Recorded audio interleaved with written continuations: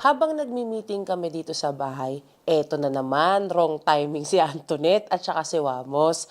Masasali na naman sila sa meeting.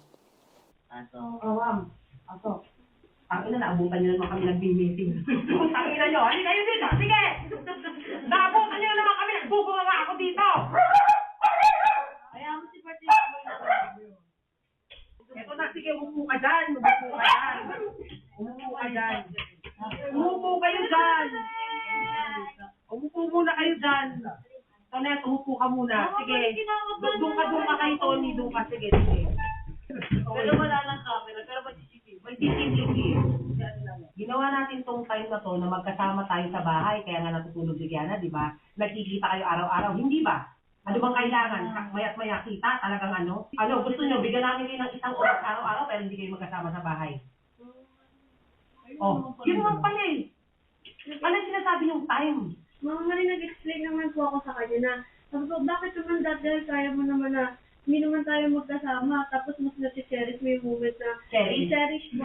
So, hinapumula sa mga, kapag i-cherish mo yung moment na Cherish mo yung moment, sige. 1 or 2 hours tayo nagkikita. Tapos ngayon, nagdademand ka sa akin ng oras. Wait lang. Kaya magsalita kasi minsan si Kiana ko ano na sinasabi nila yung wako lang siya. Hindi ko pwedeng ganun, Kiana. Hindi tayo. Nagdadiman ka ba ng oras si Paye? Ganun ba agad na si Paye?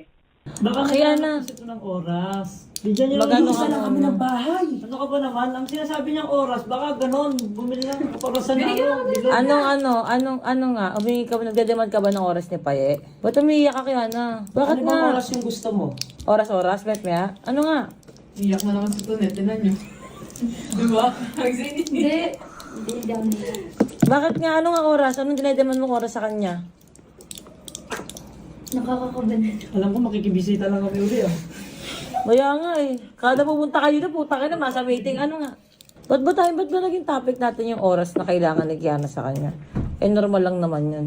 Hindi, para makapag-compromise kung anong oras ba ang kailangan nila. Kung hindi pa sapat sa inyo yung nagkikita kayo araw-araw, at minsan hindi na-focus ang mga relasyon ninyo bilang 18, na mga wala namang talagang mga trabaho at palamunin pa sa bahay, at alagain pa, at may mga hima yung mga panty ninyo. At hindi pa sapat sa inyo ibinibigay namin na nagkikita kayo na minsan pagkikita na walang panahon sa relasyon, babawasan ko yung panahon nyo makita, umuwi ka sa inyo. Kasi kung hindi kayo makakontento sa ganun, gusto nyo sagarin na natin, putang ina. Mali na yun. Ibig sabihin nun, masyado kami naging maluwag. Kapag magdademand pa kayo ng more, ng mga bata pa kayo, hindi sumbat yung hindi sumbat yung mga palamunin pa kayo. Ibig sabihin nun, may mga gatas pa kayo sa labi. Mga bata pa kayo. Kung hindi pa sapat sa inyo yun, Kiana, maglipin na kayo, lumayas na kayo. Magtitigan kayo, putang ina. Walang magjowang magkasama sa bahay ng 18. Kayo Kaya kayo na pinapayagan, nagkikita kayo, hindi kayo masapatan sa ganon. Kung hindi sapat sa inyo, kayo, mag-isip na kayo. Kasi nakukulangan kayo sa ibinibigay. Sabi naman po ako sa kanya nga, bigyan na. Ayun nga po, mas mahirap pa yung dati. Compare ngayon na, mas pinapayagan tayo magkasama tayo. Dati parang hindi pa ako nagtulog, doon kay Mama Marie. Mas mahirap yung dati. Payagat sa amin, kang parang gandang-ganda kasi sarili mo na gusto ng oras sa'yo. Kaya sinasabi ko po sa kanya, wala naman akong magagawa kasi sinasabi niya po sa akin na puro na lang tayo away, hindi na natin napag-uusapan ng maayos. Ganun po yung sinasabi niya Kasi sa akin. madalas ka mag-inarte. Kasi puro ka daw pag-iinarte. Umiyak to eh. Totoo yun. Puro pag-inarte ka. Totoo naman po. Yun na nga mas may time ka kasi mag-inarte kaysa sa may minsan na pag-usapan ninyo. Ang mangyayari, ang dahil mo tayo mag-inarte, wala rin panahon pag-usapan. Ilan ang buhok mo sa kilikili? Tangina mo, ang dami. Gubat kang kilikili mo, hindi mo na Ang dami, hindi ka para umarte pa eh. Hindi mami, kontento naman po kasi hindi niya lang talaga ma-deliver ng maayos kung paano yung tamang statement or tamang Nang ano? kung paano yung sasabihin kanina. At ba yung gusto mong sabihin, Kiana? Aayusin ko kasi si Pei gusto niya magmaganda na. Gusto niya pa ng time nagde-demand pa siya. Yun yung point niya, di ba? Ganun to ba yung gusto mong mangyari? Wala kayong panahon ayusin at pag-usapan ng maayos yung mga naging inarte na hindi natapos at hindi nyo na-close at hindi kayo nagkabate. Lagi na lang kayong mainit ang ulo. Yun lang ba yung ano mo? Hindi ka pala maganda eh. Yun naman pala yung gusto niya, closure sa mga away na sinisimulan, inaarte mo. Tinanong kita, okay ba kayo? Okay naman kami. Gumagano kayo, parang hindi na kayo nag-uusap. Huwag yung gagawin sa akin, yung parang hindi lumipad kamay ko sa inyo. muntikan ka na sa akin. Kanina nagpipigil ako. Isang beses pa na i-break mo yung rule ko na hindi ka nagbigay galang ng beso. Isang beses pa. Kanino ba siya hindi gumanon? Kay Migay. Naiyak na sa'yo si Migay pa ya. Kahit sa bahay ka dalhin, ganyan ka. Hindi ko na kasi talaga kinakaya yung pangbabastos sa akin ni Paye. Hinahayaan kita kasi ayokong masyadong dahil may pinagdadaanan din ako. Pero wag mong uulit-ulitin ang pagiging bastos sa loob ng bahay. Huwag ka din mapapaano. Hindi porket mo sinabi si Paye, para ka din bata. Taka na pinggir ka din eh. Pag may sinabi si huwag ka maapektuhan sa ganyan. Pag may galit siya kay Mikay, hayaan mo lang, makinig ka lang, maging listener ka lang. Hindi mo bad trip ka na rin kay Mikay, alam mo ba yung nangyari? Tsaka ayokong mag-direct kayo kay Mika, hindi sila nakakatulog sa sounds ng TV tsaka ng Patay na ako ng TV din. Hindi na ako TV. ng iPad. Hindi kasi si Ate Marie, gusto na naman bumili ng mga kama na yung adjust. Ba't ka na naman mag-a-adjust? Sabi ko, ako na nga mag-grocery next week sa nila. Kasi nakita ko yung mukha ng Mika kagabi. Mairita daw, ganyan.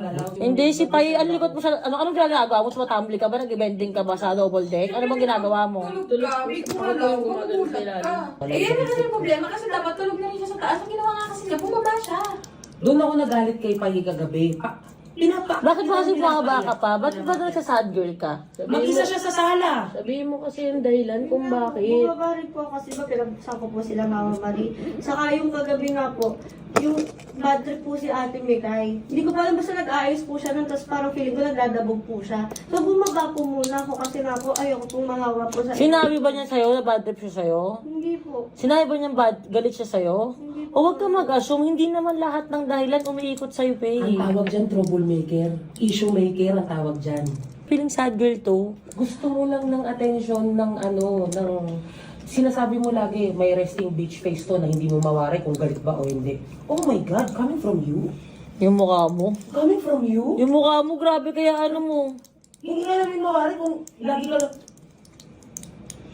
Mas ka kaya? Mas ka kaya ng Pasay? Mas bitch yung mukha mo, Faye. Pag nakaganon ka dito, naka-attitude ka, mas ganon ka. Baka galit ka kay Mikay kasi naagon yung trono mo. O baka naiingit ka kasi siya yung mainit ngayon. Oh my God, Siya yung famous ngayon. Ganon? Wala kang trending ngayon, Faye. Mami, hindi po. Baka kaya Baka nga, kasi na-insecure ka. Pwede naman umamin eh. Gigil ako gusto ko, ako lang ang famous. Hindi ka kasi makapag-2M ngayon. Paye 2M, hindi ka makapag-galit ngayon. Wala, 2K lang siya Kasi kaya. ngayon eh. Paye 2K lang siya. May kaiton lang ko ngayon eh. Hindi, alam mo, pwede mong gawin kay Mikay Kato. Ate Mix, wait lang Naaano kasi ako sa vibe mo na feeling ko baka mahawa ko, feeling ko nakasimangot ka. Baba po muna ako. Hindi bigla kang bababa, tapos bigla ka mang istorbo ng tulog na aakit ka ng double deck. Or baka gusto mo magkaroon ng issue para sabihin kay Kiana, tapos i-comfort ka.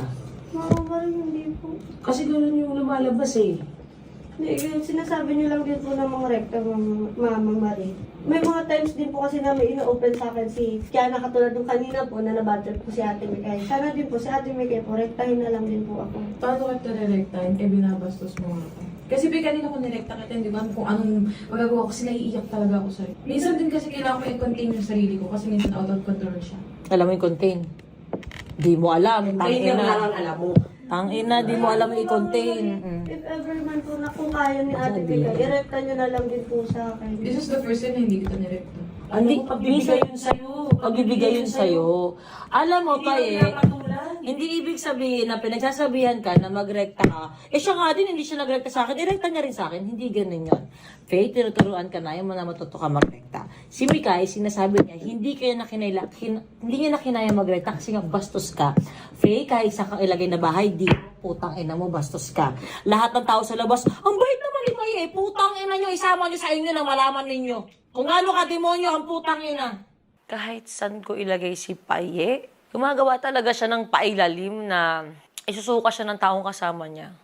O, putang ina. Punta kila Ate Marie. Lahat ngayon, reklamo sa'yo Baka dali na kila Papi, putang ina. Hindi ka pa nagbubunta, nag-reklamo na sa'yo. Saan kita ilalagay? Saan kita ilalagay, Pay? Bakit there's something wrong na sa'yo? Kasi 3 bahay na ganyan ka pa din. Ako, kinailangan ko ng break time sa'yo, Pay, kasi buntis ako. Pag nilagay kita kila Papi, putang ina, wala pang wabit, pinalayas ka na. Ilagay mo daw kay Vamos. Tangina, ma'am, may kwarto pa sa inyo? Willing naman kami. Pupunta siya sa bahay. Willing kami aalis. Gets mo, Pay? Kailangan maintindihan yun. Nag-usap kasi kami. Baka kasi attitude ka pa rin. Hindi nga, mama, hindi naman ako gumagawa ng mali. Sabi niya. Sabi ko, Pay, para sa simbahan niya natutunan ko eh. Hindi ka nga gumagawa ng mali. Gumagawa ka ba ng mabuti?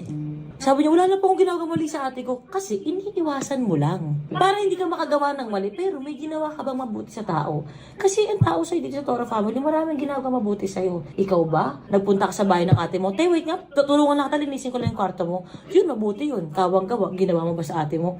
Hindi po. Oh, paano ka naging mabait? Wala. Ibabalik lang ng tao yung energy na binibigay mo, Faye. Saka yung kay Mikay, yung umiyak siyang ganyan. Pinaghirapan ko yun si Mikay. Pinaghirapan ko ng ilang taon para umayos siya ng ganyan. Doon may mga reklamo ko sa kanya na, alam mo yan. Pero sobrang minor. Natatawa pa nga tayo. Si Mikay, pinaghirapan ng buong Toro family yan para maging ganyan sa pamilya. Tapos gaganyanin mo. Hindi porkit, mas matagal ko ng anak si Mikay. Bago ka lang kasi kaya mas importante siya. Pero sino ka para ganyan yung pinaghirapan ko? Paano ba yan, Paye? Pinagtatanggol ako ng tonyang ko. Tulad ng baboy ng basa sa'yo sa labas. Sino kayo para ganyan yung si Paye? Tangina, alam mo yan, pag lumabas ka, tapos may nagbura sa'yo, tangina, alam mo nga awahin ko kahit kupal ka sa amin. Hindi din ako papayag na may gaganon sa'yo. Huwag mo rin ginaganon sinigay.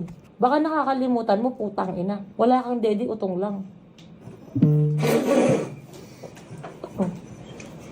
Ano ba kayo ng babasos ko sa may harap na ibang tao? Di ka gaganon. Pinaghirapan namin yan eh.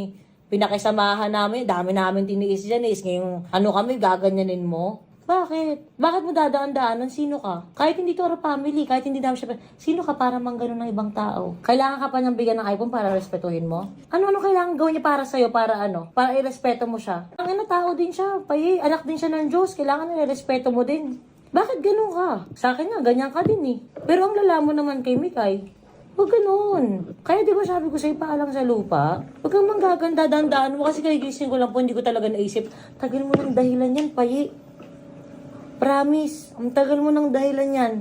Kaya hindi binuo hindi binuo ng Panginoon ang kilay mo kasi ganyan ka. Panghabang buhay ka magkikilay.